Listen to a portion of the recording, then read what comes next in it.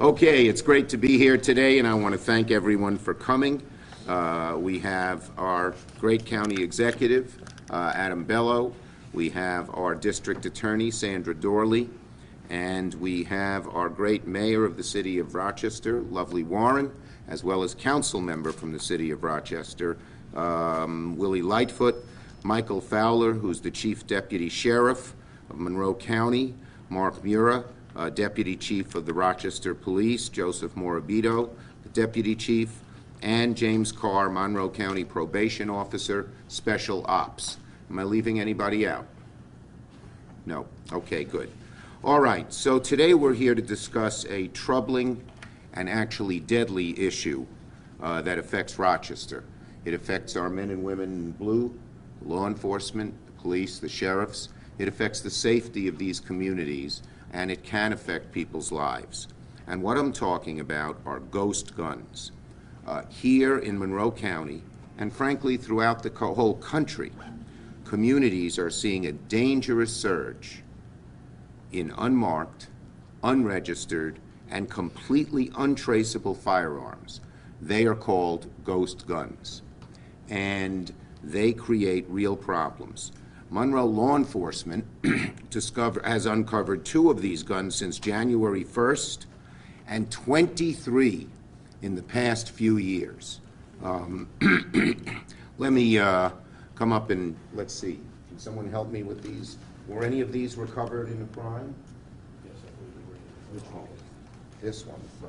Well, you can see this is a pretty deadly looking thing, and it was recovered. Can you tell us the crime it was recovered in? So I'm not 100% sure about this one, sir, but several of them were in traffic stops. A couple were in relation to a robbery. Right. And one, I don't know if you have any from the sheriff's office, from Greece. Wasn't there a man in a parking? There was a case in Greece regarding a ghost gun, sir, that was recovered inside a vehicle. Yeah, but it's not one of these. It's not one of these on the Not one table. of these. No. Okay, fine. Okay. Anyway, so what are these ghost guns?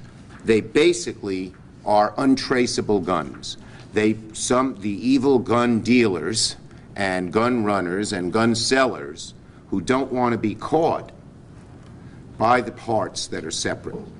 They buy the barrels, they buy the frames, they buy the stocks. And none of those are required to have a background check. None of those are required to have serial numbers, and so that creates 2 very bad things. Number 1, our police can't trace them. Our law enforcement will tell you that the one of the best ways they can catch criminals is by tracing the gun. Then they can not only find out what happened in that crime, where the gun was bought, who else might have used it, who might have passed it on to the criminal who used it, but they can track other guns. If they know that a certain store is selling bad guns to people who shouldn't get them, they can go track them. Now, here on this table is a black 9mm. That's this one, I guess. This one, oh, that's a 9mm, right? This, and that was, let's see, that was retrieved when officers responded to a call about a gunshot.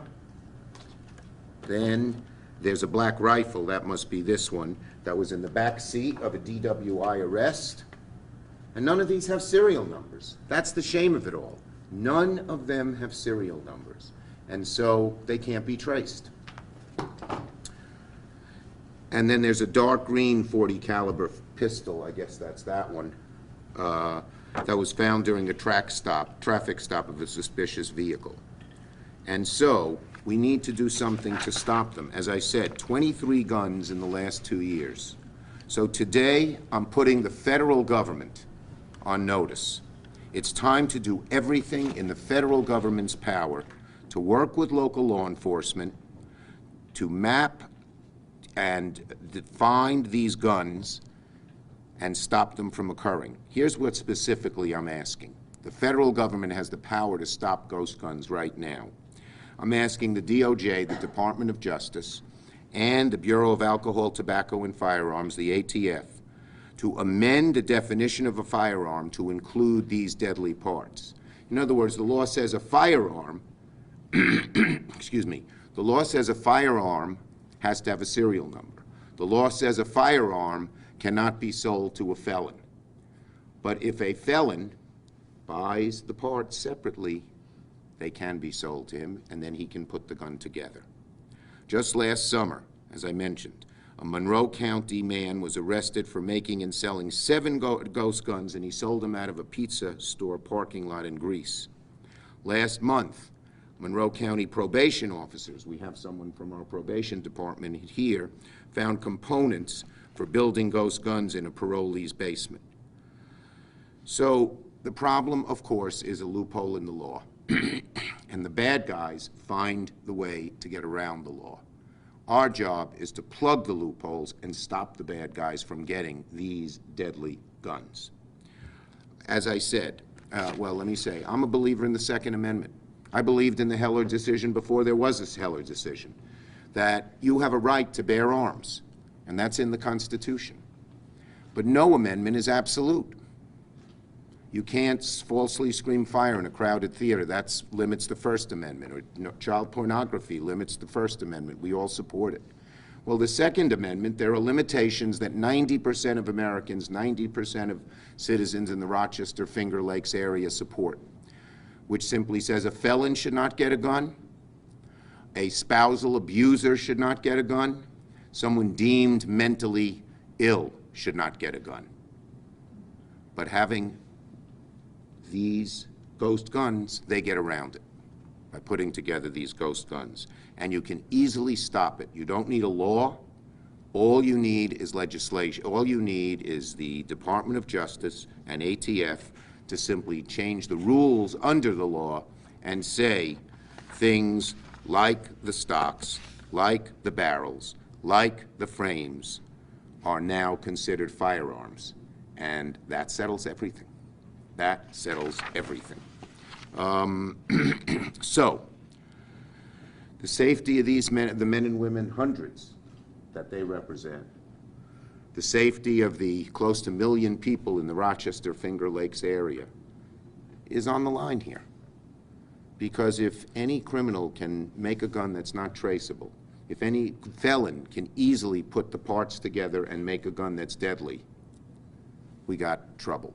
And the number of ghost guns is dramatically increasing. Oh, and one more thing. The state is trying to pass a law to do this, but the state laws don't really work very well because you can make the barrel and sell it online from out of state. So you need a federal law. That's what we need, and that's what I aim to do. Okay? With that, let me call on and we have great support from our local elected officials, and let me call on Adam Bello, our county executive, our new county executive. Well, not so new. Pretty new. County executive. Thank you. Thank you, Adam. All right. Thank you, Senator Schumer, for being here today and for coming to Rochester yet again on an issue of public safety and something important to our community across Monroe County and across the region. I want to thank all of you for being here, especially my partners in law enforcement who are dedicated to keeping Monroe County residents safe day in and day out. And that is our first responsibility, as always, for all of us in public office. Undoubtedly, as technology rapidly transforms and we're rapidly transforming into the 21st century, we've seen an unprecedented array of tools that can help the members of our law enforcement protect our community. But technology works both ways, and in the wrong hands can make enforcing the law more difficult, and it can threaten our safety. Ghost guns are a prime example of this. These guns are showing up here in Monroe County. Police have come across nearly 24 of them while responding to emergency calls and during traffic stops. And because they're untraceable, it's impossible to know how many more are out there. But we do know that the number will continue to increase because the technology exists, the cat is out of the bag, so to speak. The time to gain greater control over who is using this technology and creating these ghost guns is right now. And that's why it is so critical to support Senator Schumer's common sense proposal to mandate the background checks and create a system that can track these untraceable weapons.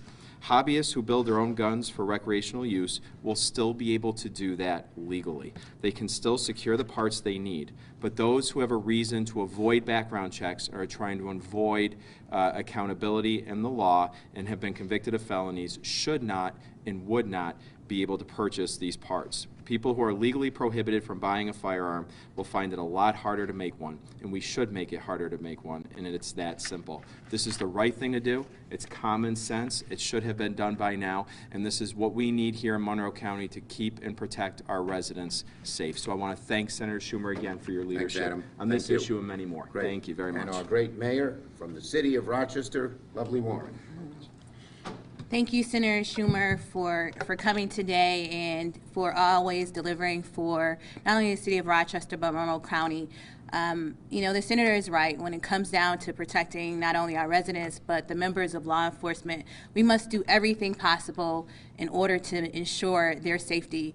There's a lot of different changes that have come down the pike and a lot of different loopholes. I'm excited to see my good friend and colleague, Vice President Lightfoot here, that has been leading the Gun Violence Coalition here in the city of Rochester, because I think that that is very, very important, that we understand that we are talking about real lives being affected, real people. This ghost gun issue is something that I know our law department and our law enforcement have seen and faced, and it is troubling to them to be able to go out here, to be able to make the arrest and not to be able to track the guns, because that is how we're able to make sure that the people that are selling these to people that do not deserve them or should not have them are held accountable. It makes it easier for the district attorney to do her job. It makes it easier for our law enforcement to do their job. But most of all, the most important part of this is the safety of our residents, the safety of our law enforcement that put on this uniform, their uniform, day in and day out, and go out there into the community to keep our citizens safe. And so this loophole in the law must be checked. I am thankful to Senator Schumer for his leadership, for recognizing that there's a loophole and for trying to do something about it. We need to step up, and that's what government is for, to step up and step in when we recognize that something is wrong. And these types of weapons can and have been used to actually commit crimes in our community, and we want it to stop now. So thank you, Senator Schumer, for coming here. Thank you for your leadership and your commitment to keeping the residents of Monroe County and the city of Rochester safe. Thank you, Mayor. Appreciate it. Let me just say two more things here. Number one, and I want to underscore what Adam said, if you're a hobbyist, you don't mind having a serial number on a gun. I mean, this is a deadly thing, but it just has a serial number. That's all, nothing else. And second, because these are not traceable, they said 23 in the last few years. Those are the ones they caught because they are making an arrest on a DWI or on something else. What about all the ones that are not caught? There's no reason you should want to have not have a serial number on a part of a gun unless you're up to no good. Okay? And I thank our DA, Dorley, and I thank Council Member Lightfoot. Any of our police want to say anything? Feel free. No? Okay. Go ahead, Chief. Real quickly, thanks. Deputy Chief. Thank you, Senator. Appreciate it. Yeah, from the police perspective, I'll speak for law enforcement in general here. I mean, any tools that we get that can make our job better and easier to keep the community safe, we always welcome.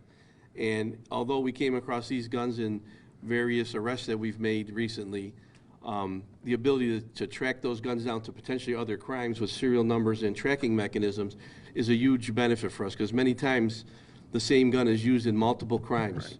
So anything that allows us to track that gun to the people that are using them definitely makes our community safer and definitely makes it easier for us to do our job. And so I applaud any type of legislation or rule changes that we could put in place that would make things easier for us to make my job to keep the community safe much better. Thanks, Chief. Thank you, Senator. Appreciate it. Okay, we'll take questions first on this subject, and then we'll take other subjects. So what is undetectable? What do you mean by undetectable in terms of the firearm? It's not, okay, there are two reasons to put, the serial number, it's not undetectable, but the serial number lets you trace where the gun came from, because we have a law in this country passed in 1968, I think after the assassinations of Robert Kennedy and Martin Luther King Jr., that said every gun has to have a serial number. It's one of the best tools law enforcement has because they can find out where the gun was bought, they can find out who's running the guns, they can find out what are the crimes. Often one gun is used in several crimes, so that's the point. And the second point is this. If you even go online and buy a gun from a licensed dealer, you've got to prove you're not a felon. You know, they do a background check on you. They don't have to do a background check on these because they're not considered firearms. They put them together. That's what they don't buy them as one gun. They put them together. Can these get through metal detectors? Yes. No, they cannot get through metal detectors. There's something else about that which I was involved in. A guy in Texas posted online about a year ago using a 3D printer to make guns with no metal. And that is deadly. I got him arrested. I helped get him arrested. And that would be even worse than this. But that's not what we're talking about here. These are metal. They can't go through a detector. Yes? You mentioned that cases have been increasing. How do you know? Well, they keep the number of the ones they catch. And the numbers for both Monroe County and for New York State are on the up significantly. Because the bad guys always try to find ways around how to do, to law enforcement. A felon wants to get a gun. They know they can't get one legally, so they try to find any illegal method they can. Okay? Other subjects? Yes. So there was a dispute on the Cayuga. Yes, let me talk about that. I knew people wanted to hear about that.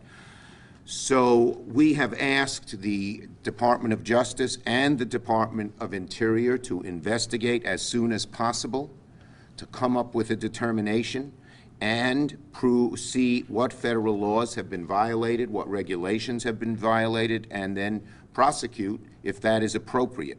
We're in touch with both DOJ and Interior because they have jurisdiction over the tribes, DOJ because they have jurisdiction over federal laws, and if they were violated, appropriate action should follow. We need the same from New York State. What happened was awful, cannot go unpunished. When you say appropriate action, what do you mean? Well, we'll see. They got to figure out what law was violated, and then they'll take appropriate action. But certainly there ought to, I'm demanding a federal investigation by both the Department of Justice and the Interior Department to find out what happened and prosecute anyone who broke the law. It seems obvious people did. Have you dealt with something like this before? Never seen something like this before. There have been often disputes on tribal, among the tribes and within the tribes throughout New York State, but never somebody who took action like this. Okay? All right, good. We're in the middle of a leadership change in Monroe County Board of Elections. Following that and Iowa and all that, what's your thoughts on the public's faith of the electoral process? Well, one thing we have to do is make sure that foreign powers don't interfere in our elections.